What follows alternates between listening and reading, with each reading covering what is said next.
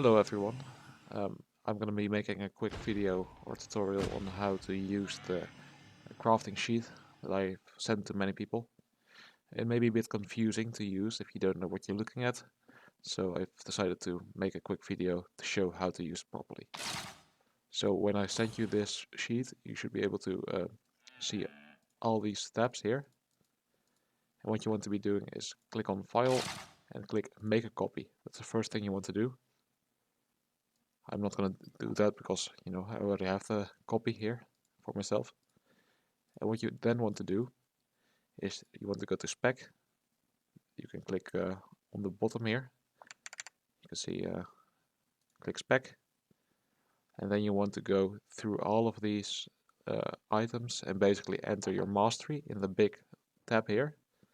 So if I, for example, have 100 mastery in cloth coils, so I enter 100. And then I enter all the spec for each individual item here. You want to do this so that the sheet can calculate the focus cost accurately. So you just go through all of these items until you have entered all of your crafting spec. Then what you want to do is you want to go to crafting, and then you have this very intimidating looking sheet in front of you. What you basically want to do is you want to select the item that you want to craft. Say for example I want to craft scholar coils, for example. Or actually let me do another thing that I don't have full spec in. Let's say blood leather. I have 0 spec in this. So, it'll take a second to load. Yes. Alright, so there are more options besides just the item that you want to select. Here you see quality, that should speak for itself.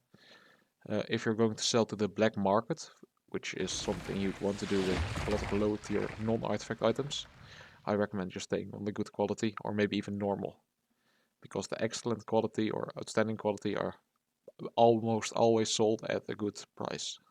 So you don't have to account for that. Then for sell at, you have multiple options. If you're going to sell to the black market, of course use the black market option. If you're going to use another option, you will want to select that. I will go with Fort Sterling just for this tutorial. Then you see this buy mats at option. What I recommend doing is selecting one of the cities that the items have bonus in, so you have the lowest price. For example, for blood leather here, you see that you will need multiple types of items, metal bars and leather both. So Martlock has a bonus for leather, so I'm just going to be doing that, and then I will later be updating the. Later I'll be updating the manual price for the metal bars with the Thetford price, so it's accurate, since I'm going to be buying my metal bars there. So for example, if you want to enter 200 here, this is just an example, you can see it updates at 200 and the price changes here. Alright. So you can also enter the manual price for the artifacts here. As you can see, there's a question mark here, so there was no accurate price found for this item on the market.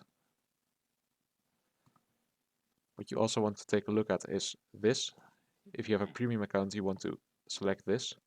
And I recommend almost always having a premium account active just for the focus that you passively gain.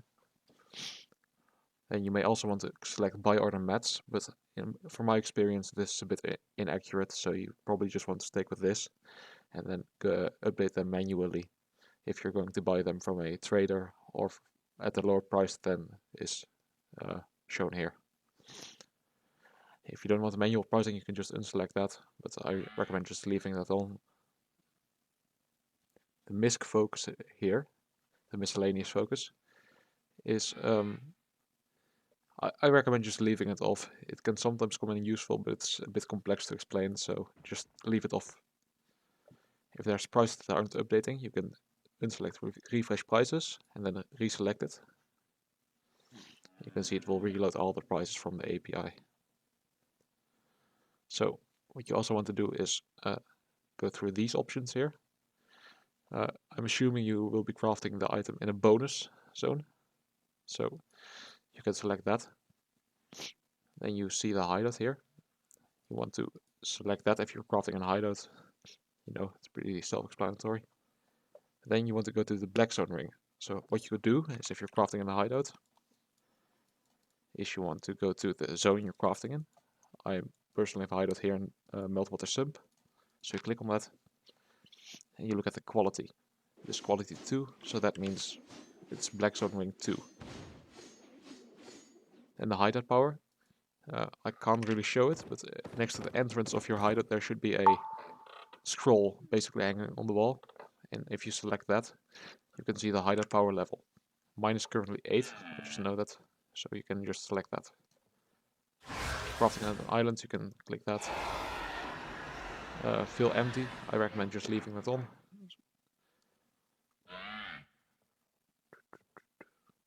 The age, you can go and select basically the duration of the prizes. So it will take the average of 7 days, from my understanding. Demand, here you can see, if you hover over it, it's the average item sold per day. So if you look here, 64, 130, that means there's going to be 130 4.1 good quality blood letters sold in the Fort Sterling market every single day, on average. If there's a daily bonus going on, you can select that here, 10% or 20%, depending on what the bonus is. You also want to make sure that you have labor journals on selected. If you don't, you're just going to be missing out on profit. If you're for some reason not crafting with journals in your inventory, you want to unselect that. So then I'm not going to be going too in depth here, but as you can see, there's all these prices here. These are automatically updated based on the API. So if you want to change your price to your buy order price, or the price is not accurate to what's shown here, you can just enter a manual price here. For example, I'll be entering 5,000 here just to give an example. And you want to make sure these prices are accurate just for your own, just to make sure the calculations are correct. And what you will then see is profit at 37.1%. This means that I will have a 37.1% resource return rate in the hideout that I'm crafting out without focus.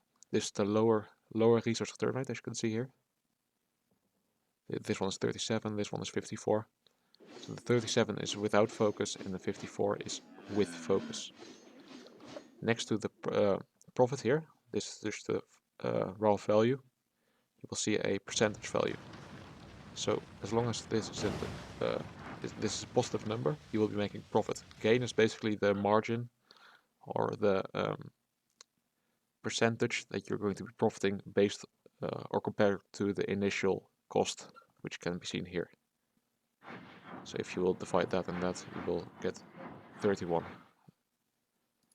Here you can also see the focus cost. This will be automatically updated based on the spec you have entered in the spec sheet. The fame you will get for crafting it is also shown here. And next to that there's fame per silver. This is how much fame you're going to be getting per silver that you invest initially. So once again, there's this divided by that, blah blah blah blah. You also see how many books you're going to get. So if you craft one 5.0 blood letter, you will be getting 0.3 tier 5 Fletcher books. So that's most of the important stuff here. What you can also see here is you can use salad bonus, so you can see the accurate qualities that you will be getting. Here you can see the materials you're going to be needing. So there's an important thing you can do here. If you enter 100, for example, that means you're going to be crafting 100 in total. You can see how many materials you will need. The first value here is the full value, not accounting for the resource return rate. In reality, you'll be needing about 1007 metal bars. So that's accounting for the resource return rate. I recommend just taking somewhere in between those. I usually just take the full value and craft more instead of going off the resource return rate value. If you have a certain amount of resource already available to you, you can enter them here. For example, if you have 10,000 metal bars for some reason, and a 4000 leather. Let's see, oh, I can craft 800 blood letters, or 791 if you want to be accurate. And here you can also see, if you craft 100 of them, you can see you will be going from 0 to 36 mastery in daggers, and 0 to 24 spec in blood letter specialization. You'll also see how many books you're going to be filling. You will see the journal profit in total. And oh, sorry, I should have probably mentioned this first, but here you can see the tier that you want to be crafting. So if you want to be crafting 4.1, you see it will up it automatically. You can also see how much crafts you need in order to go from 0 to 100. And that's about it, basically. Alright, thank you.